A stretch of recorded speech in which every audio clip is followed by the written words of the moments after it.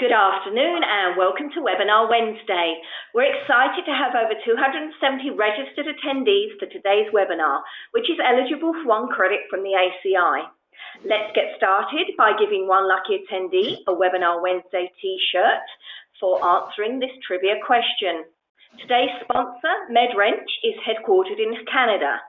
Which famous singer, known for her iconic Titanic song, My Heart Will Go On, was born in Canada? Answer now using the questions feature on your dashboard.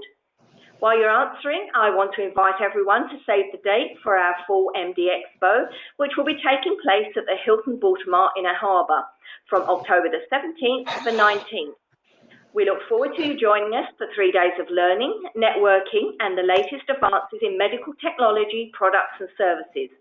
Registration is now open and more details can be found at mdexposhow.com. Now, while we're on the subject of MD Expo, we have a great giveaway opportunity for you today. Today's sponsor, MedWrench, is giving away an all-expenses-paid trip to the show, which is fantastic. Now, to enter, you just have to make sure you complete the Webinar Wednesday survey, which is included in the follow-up email you'll receive about an hour's time after the webinar finishes. You'll also need to create a free account on the medwrench.com to be entered to win. The winner will be selected by August the 19th. For more information and contest rules, they can be found in the Webinar Wednesday workbook, which you can download from the handout section on your dashboard. There's also a separate handout. Okay, and let's see who the winner of a new Webinar Wednesday t-shirt is.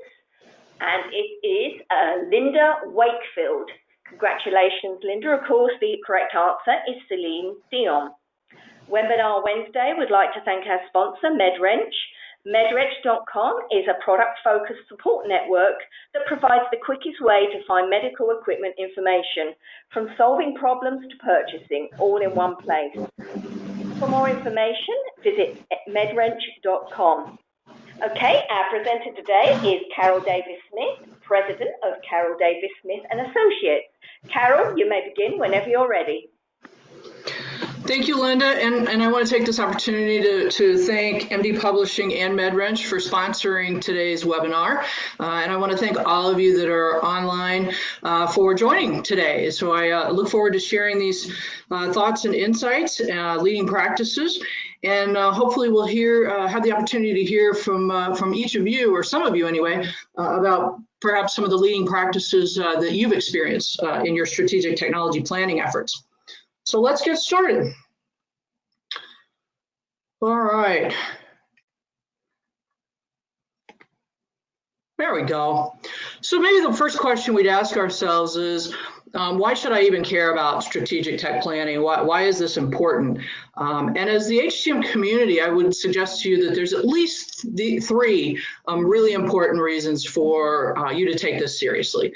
The first is it's absolutely an opportunity for you to influence how capital is spent inside your organization and to ensure that it's spent in alignment with your organization's mission and vision. And there's a lot that goes into that, but it's an opportunity to be at the table for that conversation. It's also an opportunity to commute with executives. We frequently talk about how do I engage with the C-suite.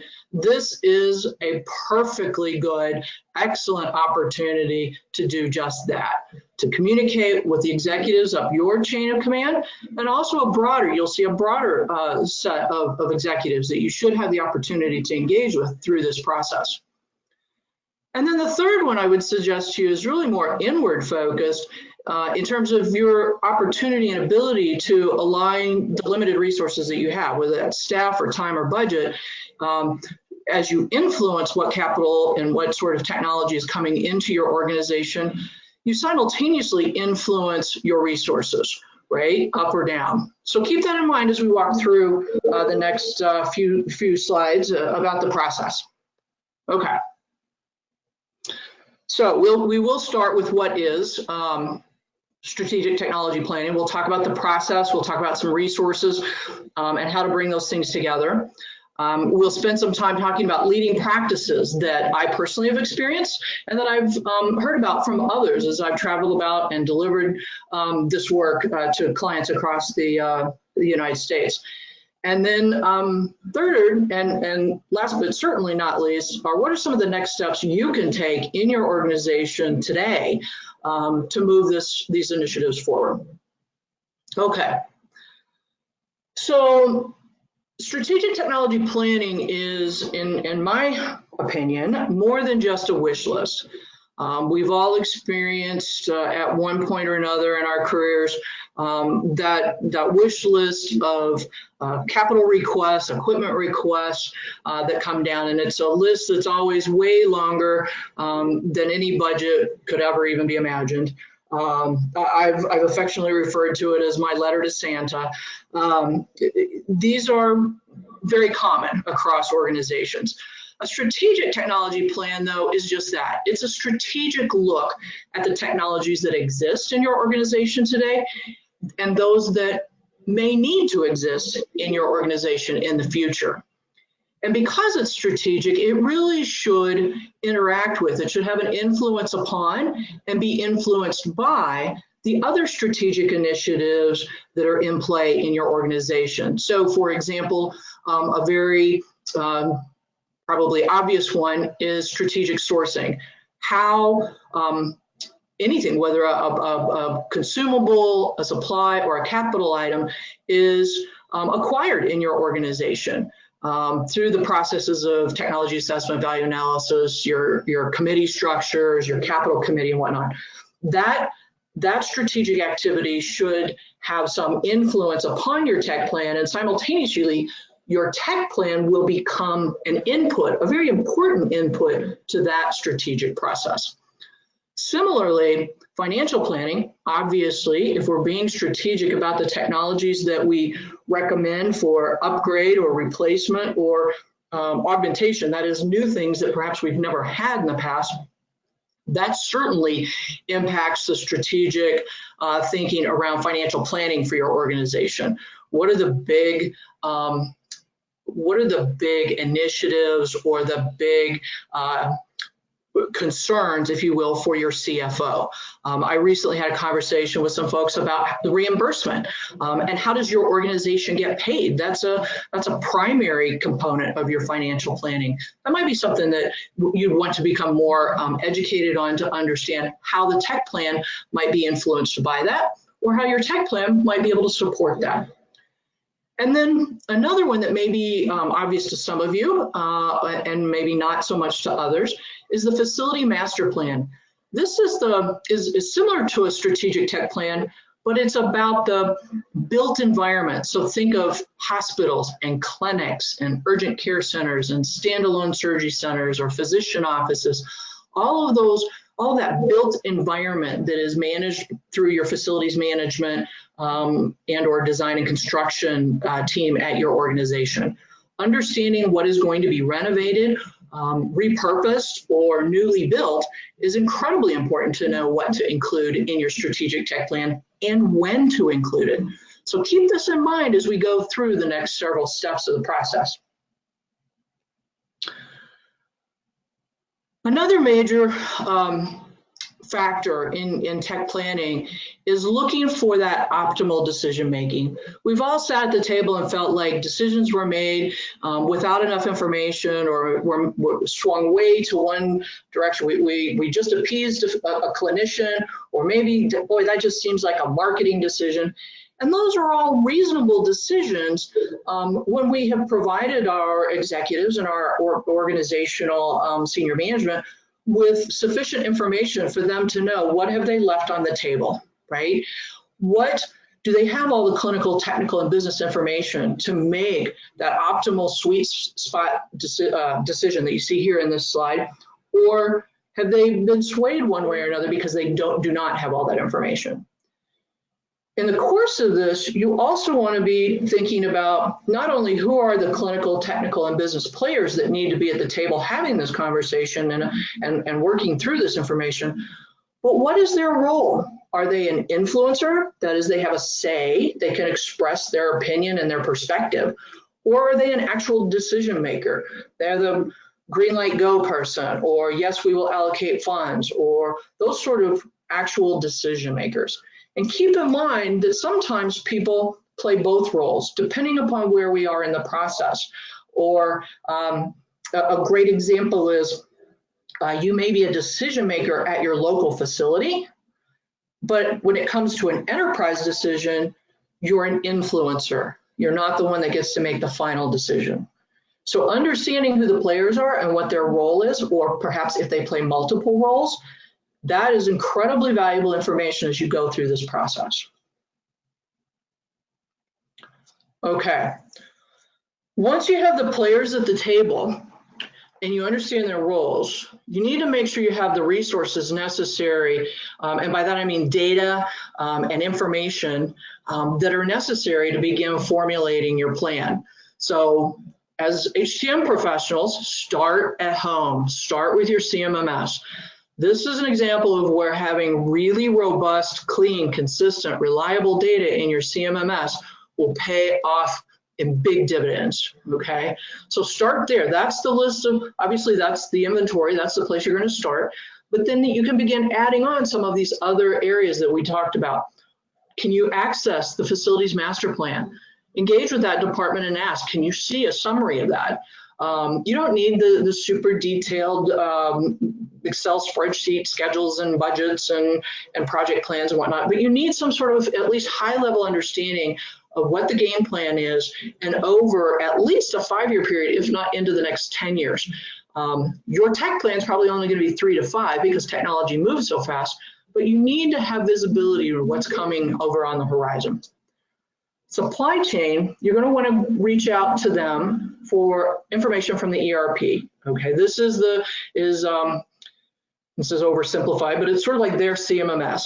Okay, this is the tool. It's a financial tool. It's a supply chain management tool that will allow you and them together look at what are the consumable and supply items that are typically used with the technology that you will be planning. And who are the vendors of both the capital and the supplier consumable items that are considered standards within the organization. These are the companies we work with on a regular basis, and here's why. That's all information that's going to be very important to making decisions and recommendations, especially if we're going to set or reset technology standards, either at the vendor level or at the make model level. And then certainly you want to reach out to your finance colleagues and do a couple of things. One, to the extent that you can have visibility to the overall capital budget for the organization, that's very valuable. It sort of gives you the boundaries, you know how big that pot is. Not that it's going to completely restrict your technology plan, but it helps you understand where you are relative to. The other important thing is this is a great opportunity to move to closer alignment with your finance folks that are doing the financial asset management for your organization. They too have a list of capital equipment. It's just organized a little bit different than we would do for a maintenance purpose. But this is a great opportunity to see if we have the two aligned. If nothing else, to coordinate inventory and to make sure that we're on the same page relative to depreciation schedules. Okay. Now, you're also going to want to reach and start gathering external resources.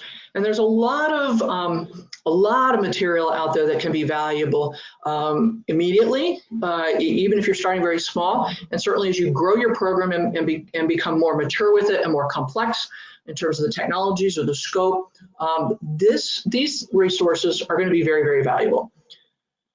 Check again with your supply chain colleagues. They can tell you who your group purchasing organization is if you do not already know. And even if you do know, your supply chain folks can typically be a great group to introduce you or plug you into the group purchasing organization so that you can access materials. And don't think of them as just contracts. Those are certainly there, and your supply chain folks will know all about those. But there's also consulting and informatics sort of data in most of these organizations that you can tap into, as well as subject matter experts in many cases who are perhaps looking at the big marketplace because of their job, if you will, inside the GPO to advise them. So reach in, explore, dig around. Same thing with professional organizations, your local biomed society, AMI, the American College of Clinical Engineering. Those are all very familiar groups. all of the publications that come out of these, and just like today. But look at some of the organizations that we don't typically tap into, which are really more for, if you will, the business of HCM, or healthcare technology management, and the business of overall healthcare. Reach out to HFMA, which is your healthcare financial management group, or HIMSS, you're probably familiar with them. Maybe even ACHE, the healthcare executives. They too have subject matter experts and resources, publications that could be valuable here. The no-brainer on the page is the medical device industry, your distributors, your manufacturers, the parts suppliers, organizations like MedWrench, our sponsor today. All of these folks have access to information, spec sheets, vendor information, and whatnot that can be valuable as you put your plan together. And then the fourth group on here is a little more nebulous. I call it research organizations. All of you on the phone are probably familiar with ECRI and MD Byline, but there's others like the advisory board, which was recently acquired by a very large consulting group, but is still out there. And SG2, who is actually was acquired a few years back by one of the GPOs, but is still out there in the public domain. These folks tend to look at all the way down to individual devices up to large healthcare policy sort of issues. Again, references and resources that may be valuable as you grow, establish and grow your program. Okay. So we've gathered the people and we've gathered the resources.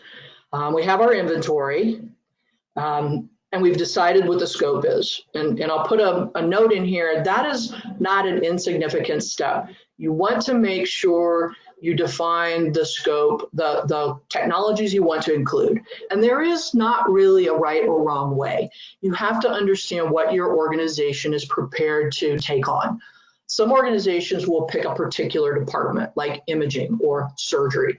Some will pick a particular facility. I'm only going to do our urban hospital. I'm only going to do the new hospital we acquired.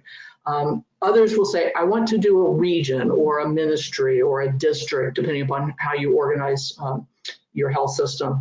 And then others will do the entire health system all at once. All of these really have to do with your resourcing, your time, speed to delivery, all those sorts of things. So take a moment to work with that group of folks that you've collected to do the project and really think about what's the scope we want to take on so that we can be successful. The next thing you're going to do is move into actual scoring, right? So you're going to have technical scoring, clinical scoring, and that business/financial scoring. So if we start here, this is the most familiar to most of us. Cost of service ratio, I'm not going to go into a lot of that because I know there's a lot of debate here, but recognizing that regardless of how you calculate it, just do it consistently, right? And the data that goes into that calculation in and of itself is very valuable and insightful as you make the recommendations and timing. So keep that in mind. Another question I get a lot is end of life. I prefer not to use that term because it has a lot of different meanings to a lot of different people, even just within our HTM community, never mind when we start talking to our clinician partners or our business and financial partners. So I prefer to be more specific and ask the question, when is the end of manufacturing? Have I received that notification from the vendor?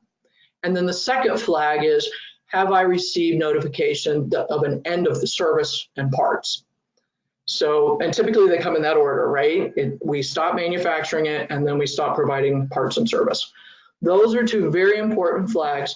And I don't want to imply that just because one or the other or both of those flags are set, that you automatically have to replace. We all know that for some organizations, yes, that's an indicator they need to replace. For other organizations, you may have a stockpile of parts and spares and whatnot, as well as access to at least some level of parts and service on the third party market to, as they say, sweat that asset a little bit longer. But these are important flags to monitor because they do signal that the support function is going to become somewhat more complex. And then the fourth one I'll bring up here, and keep in mind, these are probably the big four that I recommend. There's many others that you could choose to add into your scoring as well. But you want to look, we all know, we've felt the pain, we need to understand where our operating systems are in their life cycle. Are they still supported by the software companies, or are they obsolete, or are they about to become obsolete? And we know this is a quick moving target that we have to keep track of. And this is one of those areas, we're back to the robust completeness of our CMMS data, that many of us have to do a fair amount of work to really be able to score this piece. We've still got some homework to do. Okay, so technical scoring you're working on. You can work with my recommendation is you work with your clinicians to help them create their scoring tool if they don't have one already. And these four typical attributes that I have used and that I have seen other organizations use. So, are there clinical protocols, and does the existing technology you have meet those clinical protocols? A device can be perfectly functional and you may be able to support it, but it may not do what the clinician needs it to do anymore, right? The protocols of care, the standards of care may have shifted, and that technology may need to shift or be replaced. Are there regulatory impacts, requirements of particular clinical protocols or studies or procedures? Mammography quality standards is maybe an example there that affects both the clinical and the technical side of the device. So being aware of that. Utilization and workflow. So these two work very closely. They can be and are often scored separately, but they're very closely related. So understanding not just what the technology is and what it does, but how do the clinicians do it, right? How do technologists move patients through the process? Or how does nursing move patients through the process? What is the clinical workflow that incorporates the people, the staff, the patient, and the technology? Understanding that will give you insights, and it'll also give you insights into utilization. If it appears to be too high or too low, is there some sort of correlation between the two that we should factor into the scoring and our recommendations moving forward?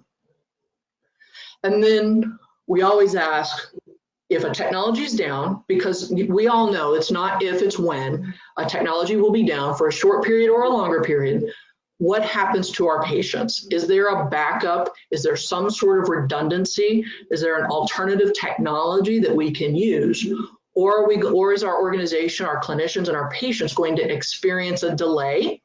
Or will they be diverted? And if the patient's diverted or sent to another location, will that be part of my health system? Or am I sending it to the competitor across the street? All of those things have to be factored in as you do your clinical scoring.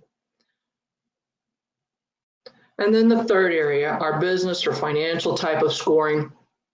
You're probably aware that our financial folks are also very interested in the cost of service ratio. They look at it much like we do in our personal lives. How much have I spent on my car this year? Is it worth continuing to maintain it, or should I look at the cost of a new replacement item? Depreciation. We hear a lot about the AHA guide or the Blue Book. That's a depreciation schedule, a recommended depreciation schedule. It's important to understand how your organization follows it. Does it follow it to the letter, or is it a guide? And some technologies vary and are willing to change from maybe a 7-year depreciation to something, a fast-moving technology might depreciate in 3 years or 5 years. Or maybe it's a big piece of iron and we're going to depreciate it over, instead of 7, maybe 10 or longer. Those are financial decisions and financial strategies that you should become a bit more familiar with. But helping your business colleagues, your finance colleagues score those in accordance with the technology plan. We also talk a lot about residual value. Typically, this is about either can I use this as a trade-in, or can I sell it on the third-party market? And that's absolutely a consideration your finance folks are going to want to explore. But sometimes it's about the reallocation of assets. The residual value of the example I gave before, where it's a perfectly good piece of equipment, but where it sits today it does not meet the clinical needs, perhaps by picking that up and moving it somewhere else in your organization, it again serves a needed purpose and helps the organization avoid a capital spend. And then the fourth one here about revenue and cost avoidance, the example I just gave was a great cost avoidance, a capital cost avoidance opportunity. Revenue has everything to do with patient access. It has to do with, I mentioned earlier about how your organization is reimbursed. What is it, what's referred to as payer mix? How much of Medicare, how much Medicaid, how much commercial insurance, how much cash. I guess there's still a few people that actually pay cash for their healthcare. Understanding that mix is an important piece for your finance and business colleagues to understand how they want to spend, how they want to allocate and spend their capital dollars.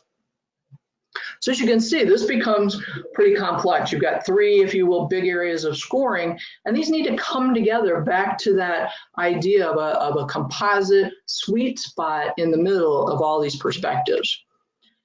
So this is where you're going to want to create a bit of a rubric or rules, guidelines for how those three scores come together to provide your executives with a stoplight sort of report that says, these red things you need to pay attention to right now because we need to buy them sometime between today and 24 months, right? This is the next 2 years. These are the really critical things. And then keep your eye on these yellow items. They're somewhere in the next 3 to 5 years. They're coming down the pike.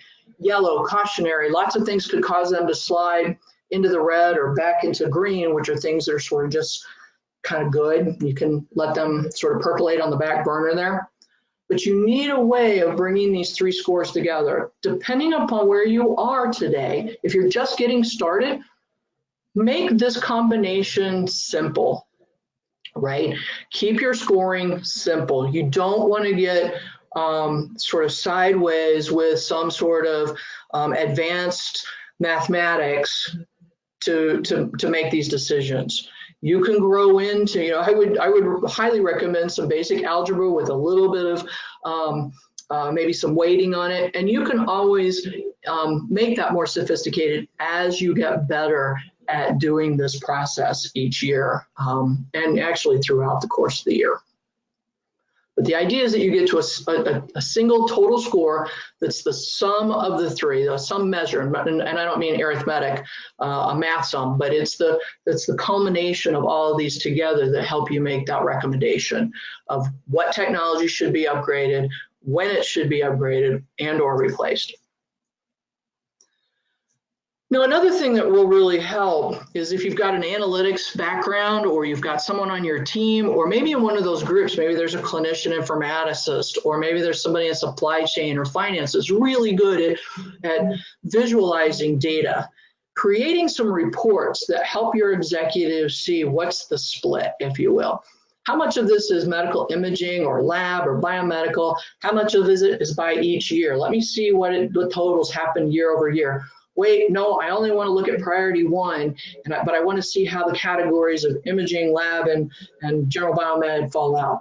These different ways of slicing and dicing and presenting the data, again, help your senior management make better decisions. I also use some of these tools and techniques while I'm creating the prioritization and the recommendations to help create some initial balance, if you will, in the report. So everything isn't loaded up into one year or another. Okay. So that's a lot. That's the process in a nutshell.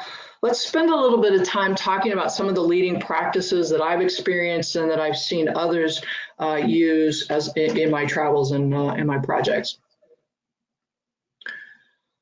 So a really important one that I just really had not put a lot of thought to before earlier this year has to do with short-term and long-term. And those phrases seemed intuitively obvious to me. But then I was talking with a colleague who is a capital construction equipment planner. And so for her, short-term is like 10 years. and long-term is the next 20 years, right? And her ability or her requirement to forecast out for large construction projects. Whereas for me, short-term is that reactiveness that we have in our health system. Something just blew up and we have to replace it and we don't really have a plan, so let's put one together in the next 30 minutes. Versus a long-term, which is what I've been talking about today, in annual capital planning is a 3 to 5 year technology plan.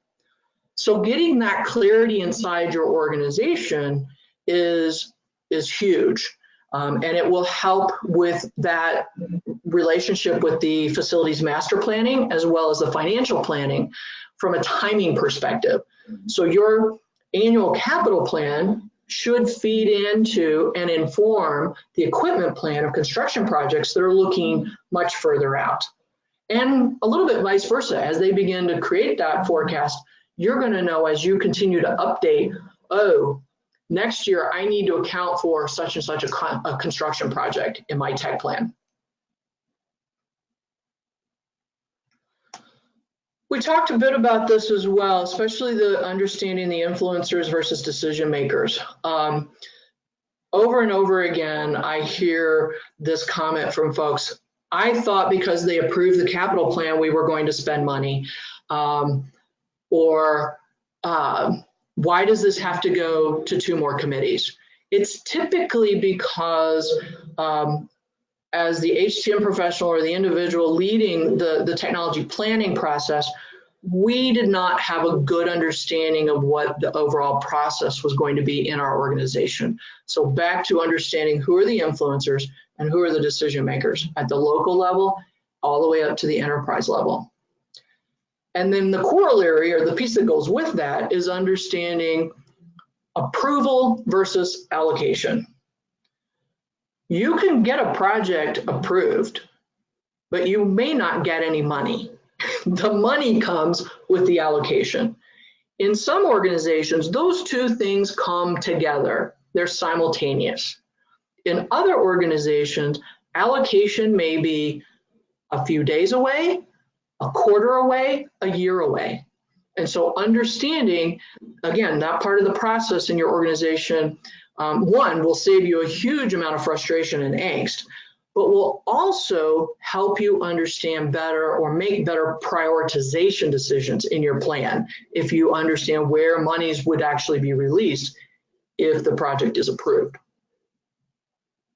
The other thing about approvals and allocations that's important is back to the construction activity and understanding the policies and procedures around allocating for different types of capital. Many organizations have different, if you will, pots of money for different types of capital. There's the capital around what we're talking about here, our medical devices, our clinical technologies. There's often a bucket for our IT capital that may or may not be clinical. And there's typically a very separate bucket for construction activity.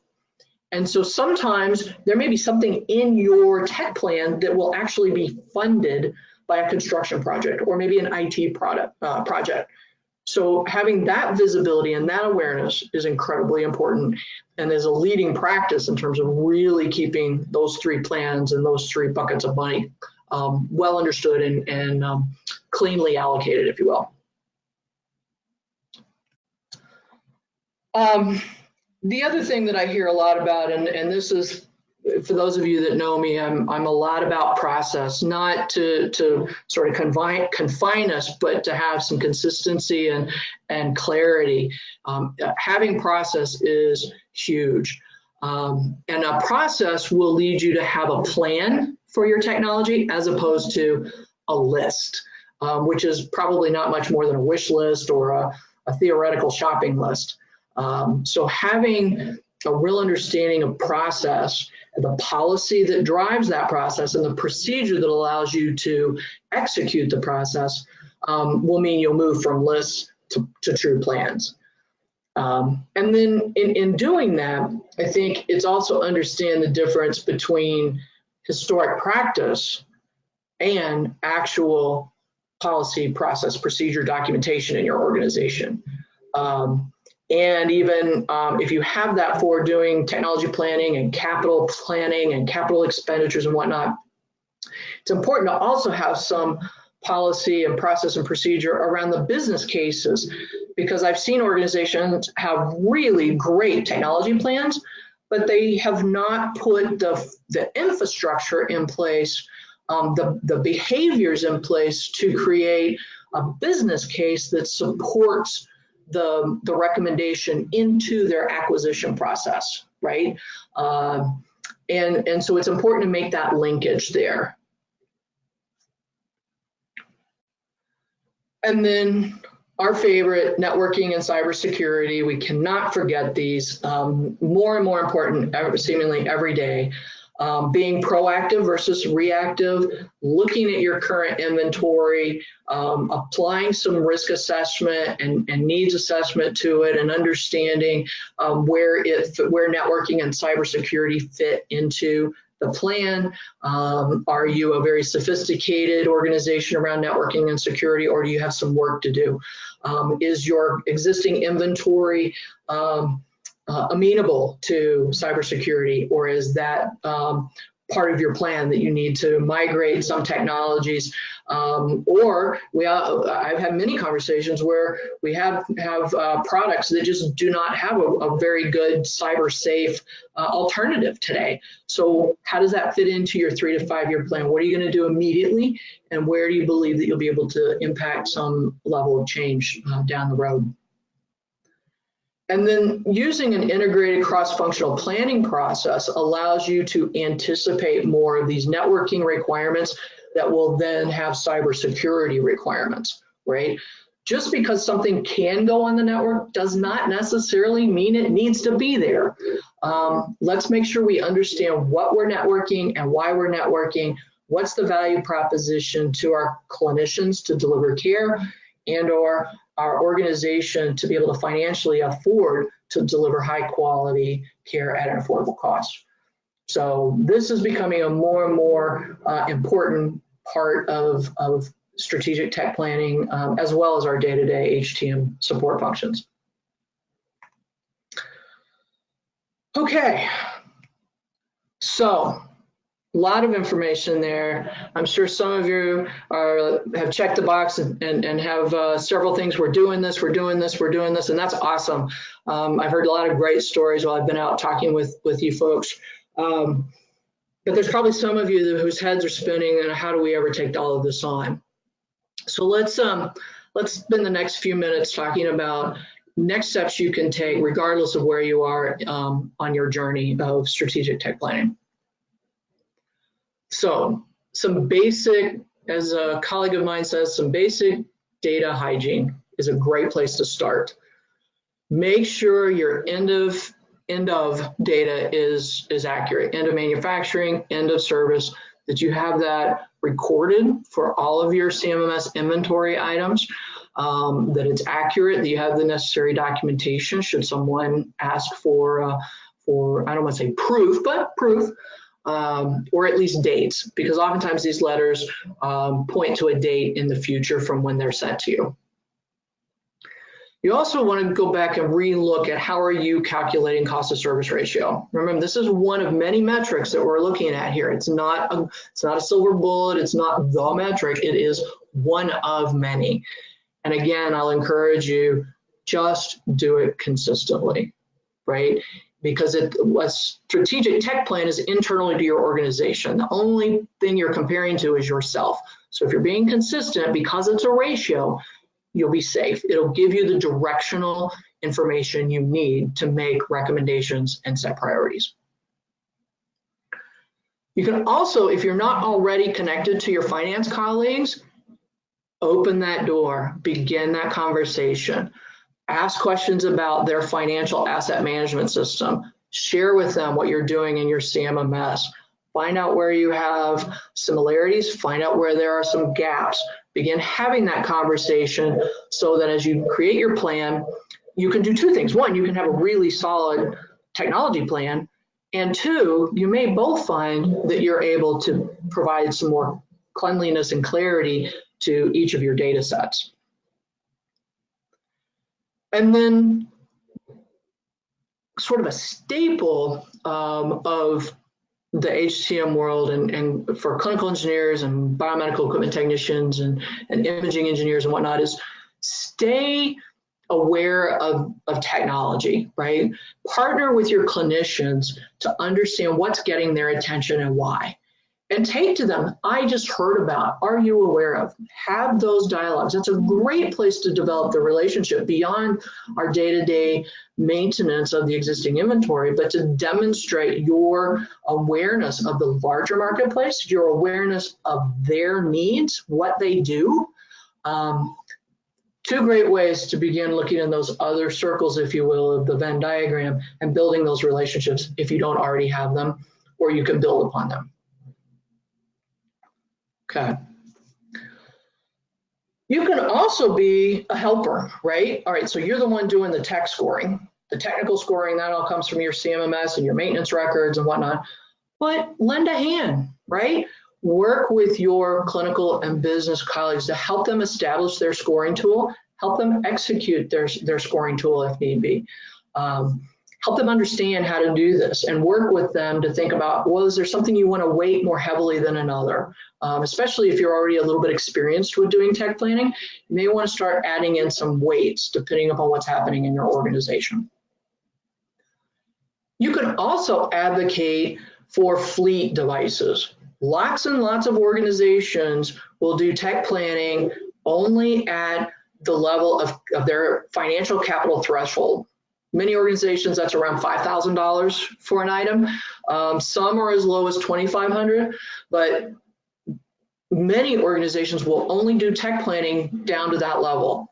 The problem is we all know there are hundreds, if not thousands of devices across our organization that fall below that threshold as an individual item, but we buy them and we manage them as fleets.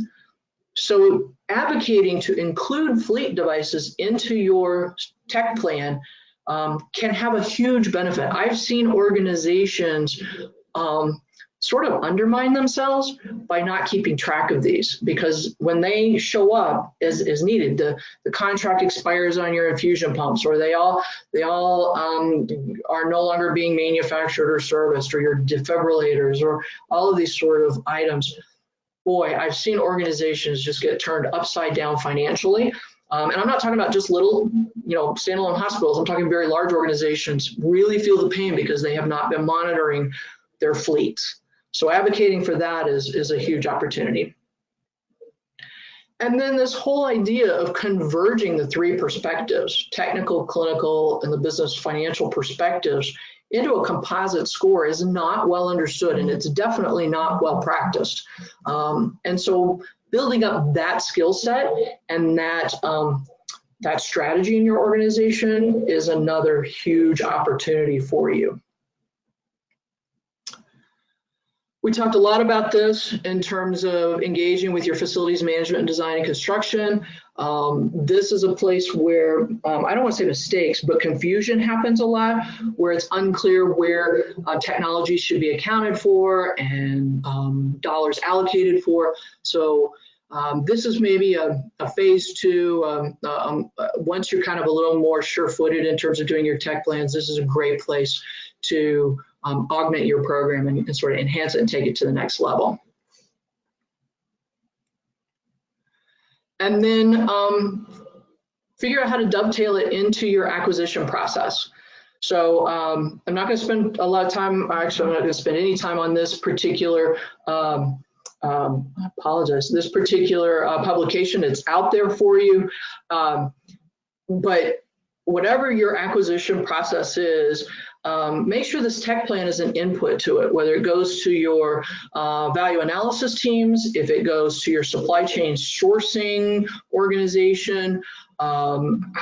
Ensure that you have a place to plug these two processes together so that you don't have folks in the acquisition process redoing the work that you and your collaborative have done in terms of strategic tech planning.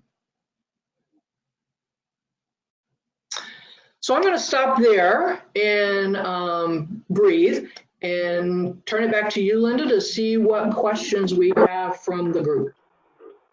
Great, thank you so much, Carol. Yes, we have a few.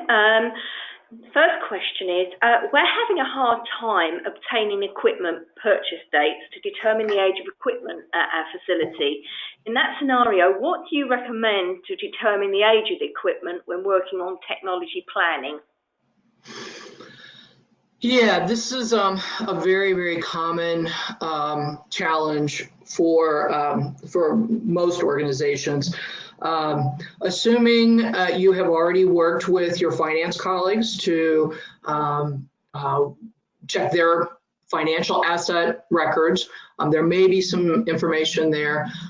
There may be some information in your ERP, but I have to say that in most cases, this is where if you will, the manual labor comes into tech planning and requires phone calls, emails, some sort of communication with manufacturers who typically have records in terms of what has been sold to their clients at what date, because as we all know, they are accountable for many reasons with the FDA. So that would be another opportunity. Now, if you really just run up against a wall, with all of that, or you don't have the bandwidth to make that many calls, you can sort of step back to a couple of other options. You can look at where it is in its depreciation schedule, because finance will typically have that. And if it's fully depreciated, then you ask them, well, how long did it depreciate? And that will give you a relative sense of when it was purchased.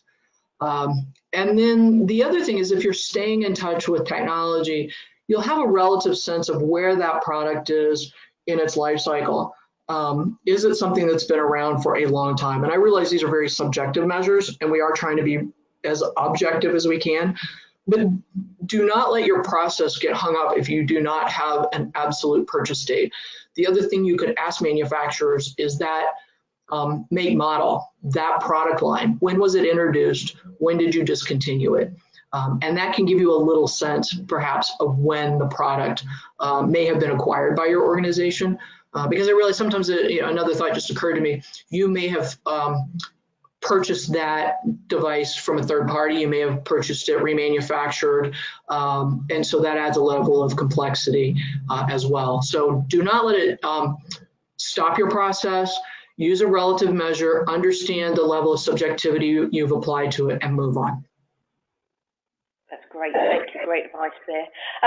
Frontline staff have first-hand information and experience with equipment. How should we get them involved in strategic technology planning, and at what level and how involved should they be? Well, first, if you have folks that want to be involved, you are in an extraordinarily great place, right? People that want to be engaged in this work, you should support that. I'll say right out of the gate. Now, how is the trick question, if you will. First and foremost, let's go back to the very beginning. Our primary resource as HTM professionals is the CMMS. Make sure that your frontline staff understands how you are going to use that data. As a technician, we all understand this, that entering that data it can be very laborious, right? It can be very tedious. And if it feels like nobody's going to use that data, you begin asking yourself, why do I have to do this?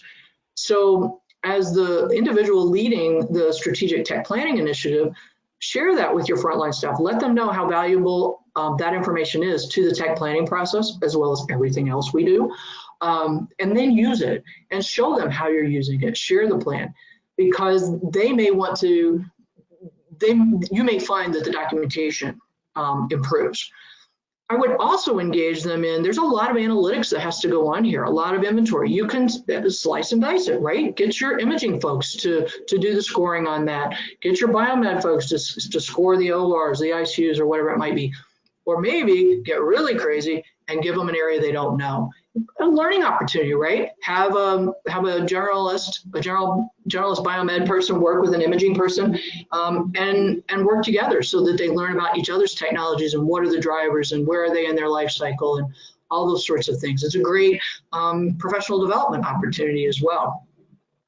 And for those that are maybe more senior in your organization that you're trying to groom for management positions or a higher level individual contributor position, task them parts of this plan and work with them, mentor them, let them take on big parts with your guidance and support, and give them the opportunity as appropriate as they've developed to present parts of this or to have the conversation with the clinician groups or the finance groups to begin pulling the plan together.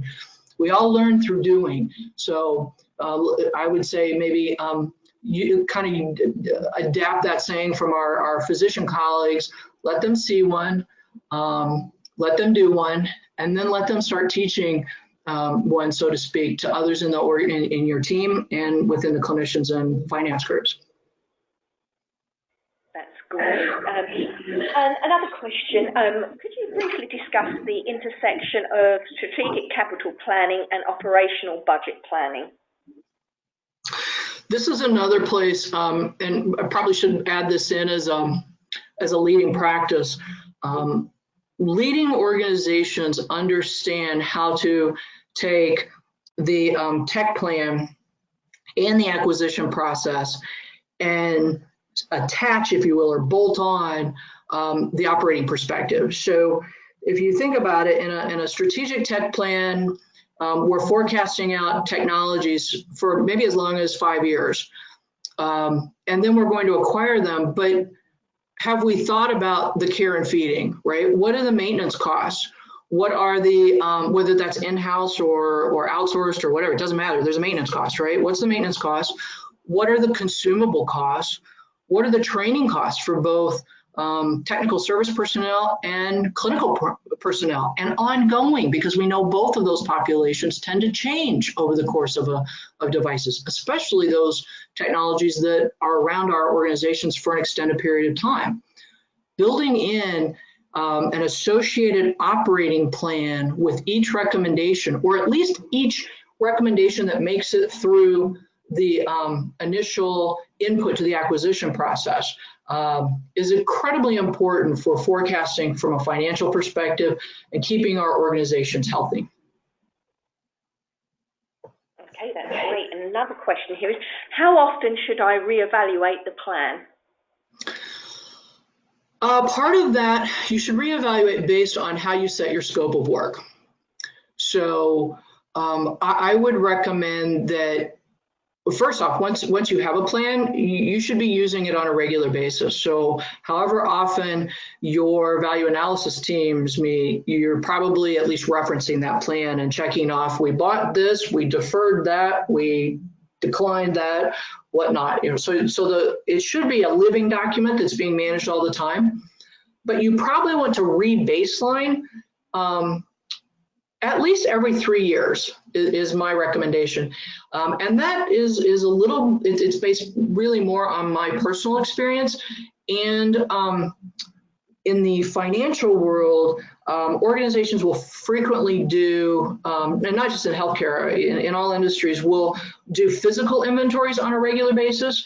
And so it's an opportunity to link those two things and make sure our physical inventory and our tech plan are still in reasonable alignment. So I would say touch it, baselining in a really significant, meaningful way, at least every 3 years, but you may be on some sort of a rotating cycle, depending upon how you've set your scope of work and your priority of clinical locations and specialties and that sort of thing.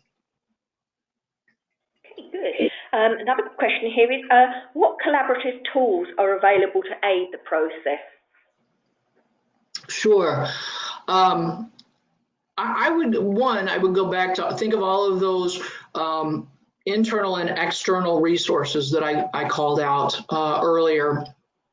All of those tools have the ability, at least on the internal side, more and more they have the ability to collaborate and share data and be somewhat interoperable, if you will. So look for those opportunities inside your organization, such as can your CMMS share information with your financial assets management system and or your ERP. In the marketplace, though, for doing capital planning, there's not a lot of really great tools. There's some really good equipment planning tools for construction, which can several organizations have sort of adapted how they use them to house their strategic tech plan. Many organizations simply use Excel or Access to manage their tools, or excuse me, to manage their tech plan. Because there's a bit of a gap, because then you can go up to very sophisticated tools that have been out for a few, 2-3 decades that do overarching capital planning and management. And this is back to where I said your organization typically has funds that are set aside for medical devices, IT, and construction. At that very high level, these very sophisticated tools will help organizations make decisions about which of those very high level $500,000, million, 10 million sort of projects might be prioritized relative to each other. Those tools are a little bit harder to use at this granular level of the individual technologies, though. So it's a bit of a gap here in the middle. Most of us managing it, as I said, with Excel or Access or one of the construction equipment planning tools. Great, Carol, thank you.